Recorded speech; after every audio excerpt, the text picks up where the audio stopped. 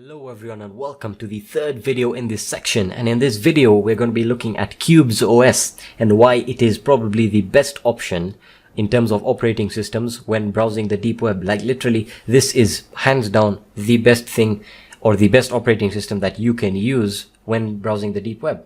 So I'm just going to go to the website right now. I already have it opened. The website is www.qubes/os.org. You can basically get it by just Google searching Qubes OS with a Q, and it's going to be the first website up here. So you just want to open it, and it's a very nice website, as you can clearly see. And what's this right here? It says Qubes OS, a reasonably secure operating system. Very convincing. But you might be asking yourself, what is Qubes OS? And basically Qubes OS is a security oriented operating system. Alright, now you might be asking, why is this the best option for Tor? Well, I'm just going to give you basically my point on why it's the best, and maybe Edward Snowden's advice right here. So if you're serious about security, Qubes OS is the best OS available today. It's what I use and it's free. Now, for those of you who don't know who Edward Snowden is a whistleblower that is currently wanted by the United States for basically leaking information about the CIA, and he's currently wanted, right? And he communicates using this operating system right here, and that really is enough to tell you that this operating system is really secure.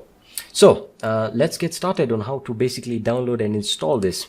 So you just want to hit this very nice button right here, download and install, and voila, it's going to take you to this page right here, and you want to make sure you download the latest version. As of recording this video, the latest version is Qubes 3.2. I will be updating these videos as newer versions get released. So basically you want to download, you have two options. You have your ISO version, and you have the torrent version of the download, which essentially are both the same. The torrent button right here is just for basically downloading the ISO through torrents. I'm just going to click on ISO, and that's what I recommend you guys would do. It's quite a large file, and by the way, this operating system when installed is quite large as well. So I'm just going to hit download, and I already have it downloaded, and we're just going to get started like so. So you guys might be asking, how do I get it installed? Well, that's much. You have two ways of going about it. You can either install it on your USB flash drive and then boot it from your computer, and then install it on maybe install it on another hard drive that you have around, or you could dual boot it with Windows, or you could basically run it on a virtual machine. But basically that's really very simple. If you're focused on installing it on a USB flash drive, this is how you would go about it. So basically I'm just going to go to the installation guide, and you want to go into the basically go down here into the copying the ISO onto the installation medium section right here, and it's going to tell you that you have to use the Rufus tool. That's basically, I think, how you pronounce it. Rufus is basically a program that will allow you to create a bootable USB drive the easy way, as it claims on the website. So just download that right here. I'm just going to download this one right here. It's very small file, 932 kilobytes. Just going to download it, and it should be done right now, and I'm going to run it. Hopefully it opens up right now. So there we are. Just accept the permission to run it. And do I want to check for updates? No, I really don't need that right now. So just let it run, and it should open up right now. All right. So basically what you're going to need is a flash drive, preferably I think 16 gigabytes and above. All right. Now, if you don't have a flash drive of that size, I'm going to show you an alternative way of running Qubes OS, and that's through virtualization, which is, I think, one of the best ways of going about it. But nothing can beat the good old USB installation way. So basically, you select your USB drive right here. Just make sure you select it. I have a 7.8 gigabyte drive in right now. I don't have a 16 gigabyte flash drive plugged in. I do have one, but I don't have it plugged in. You then want to go to this partition scheme and target system type. Just leave that as it is.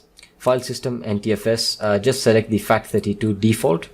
You want to just select the default cluster size, and you want to give it a volume. I'm just going to call it Qubes. This is what you would basically do. You then want to go down here and select ISO image, and then you want to browse onto where you downloaded your Qubes OS ISO file, which is right here. Mine is on the desktop. You just have to go to wherever you saved yours, and I'm going to select mine, and it's going to open. And basically just make sure quick format is enabled and create bootable disk is enabled. All right, yeah, you can untick this if you don't want an extended label or icon files, and basically just start the installation process. Once this is done, just power off your computer and then boot. You want to boot up into your BIOS mode and select boot from USB flash drive. I'm sure plenty of you guys know how to do that, and just select the flash drive and it should boot up Qubes OS, and it should take you through the installation section, which I will get to in a few moments. So what I'm going to do is I am going to basically virtualize this. Now I can go about this by basically downloading a virtualization software. I'm going to be using VMware for this demonstration. So just Google VMware, and you want to click on the first link. By the way, this is a free software to download and to use. And just let the website load, and you want to go into excuse me, I don't know what's up with the website. All right, so you want to go into the download section, and you want to go into workstation player. All right, so you want to just go into the workstation player and download this one right here. Just download it. I already have it downloaded and installed. It's very simple installation to go through. And once you have it installed, just open it up right here. So we have VMware Workstation 12 player. That's the latest version as of recording this video.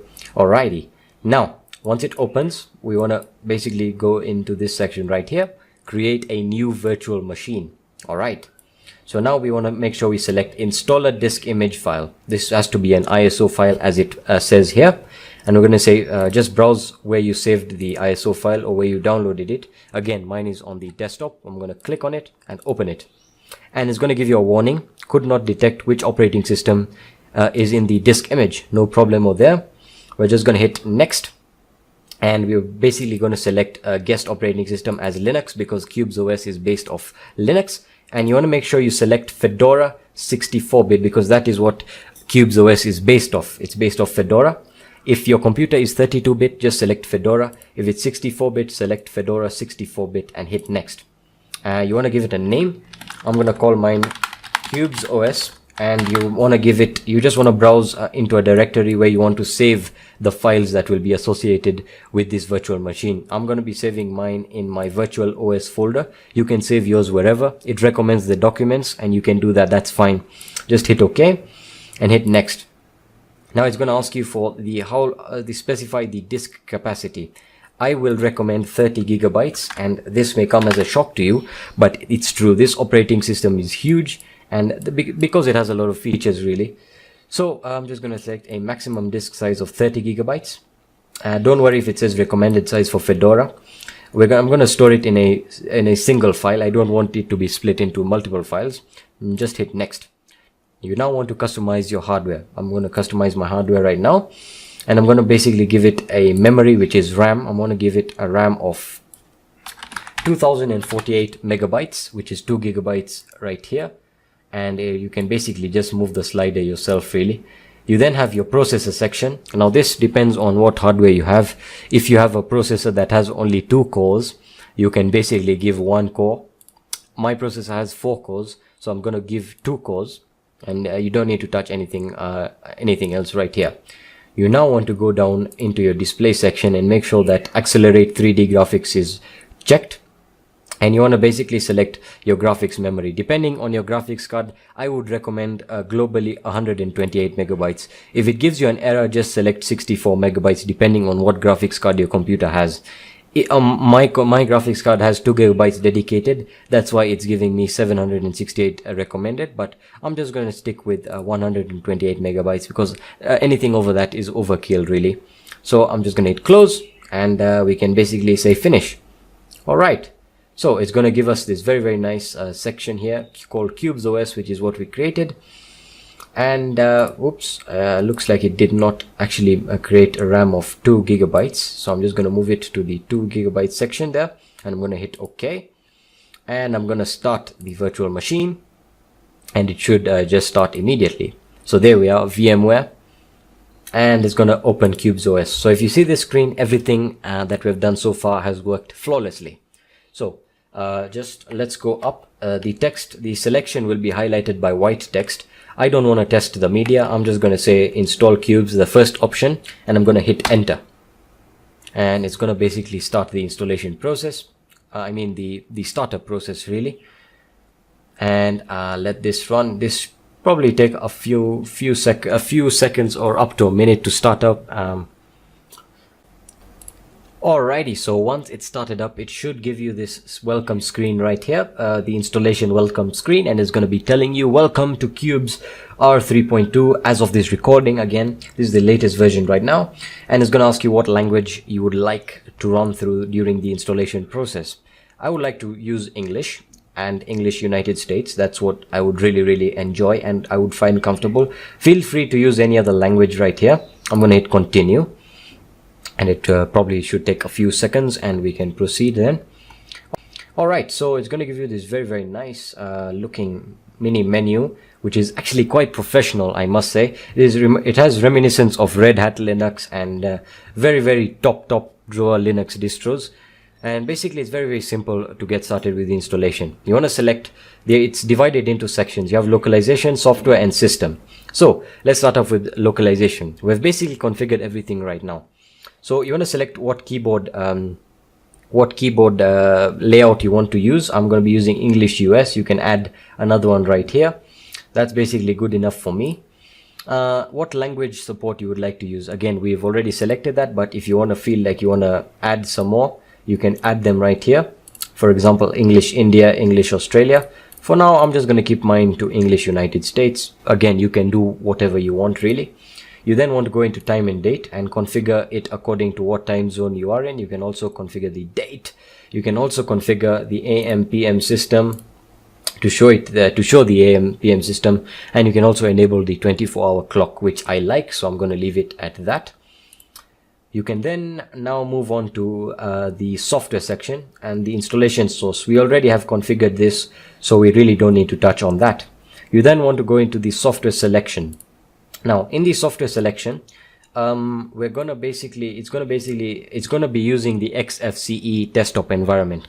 Now for those of you who are already familiar with the Linux desktop environments, the XFCE, as you know, is a very good desktop environment, and you will be able to change that once it's installed. But for those of you who are not familiar with this, don't worry about any of this. Just don't touch anything right here. Just leave all of this and just hit done.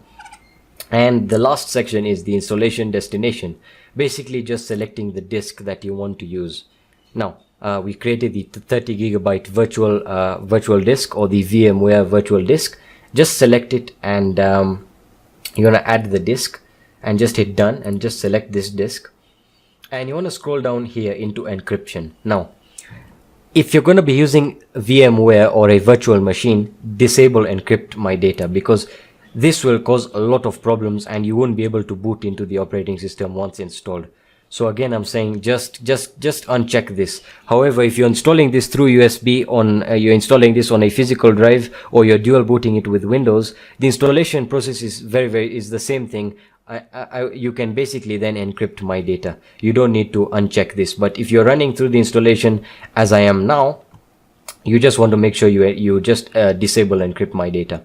Once done, just hit done, and you should be good to go. Now again, if you're doing this the hardware way, which is basically installing it on another hard drive, you can basically just select the disk right here and just hit automatically configure partitioning. Or if you're experienced enough to do it, you could go into I will configure the partitioning, which I would not recommend for beginners. But if you're doing this the virtual way, which is what I'm doing now, just hit done, and you should be good to proceed. Just hit begin installation, and it should basically start the installation. The installation will take quite a while, so I'll get back to you guys when it's done. Alright, so once the installation is complete, it'll take a while, by the way. It took about 30 minutes for me, and I'm sure it's taken about the same time for you. It's basically going to say reboot. Now, if you have not basically set your user creation right here, this will not be grayed out. So just go ahead and click it and enter your username and your password. And once that's done, you can basically just hit reboot right here. And that will basically reboot it, and you'll be able to use Qubes OS.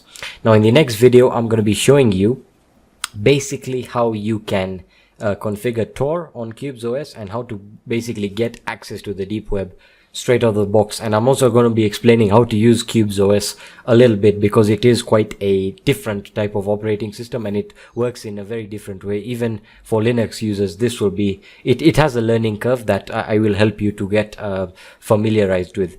But that's it for this video. Thank you so much for watching this video. If you have any questions, just let me know in the Q&A section of the course. Thank you so much for watching.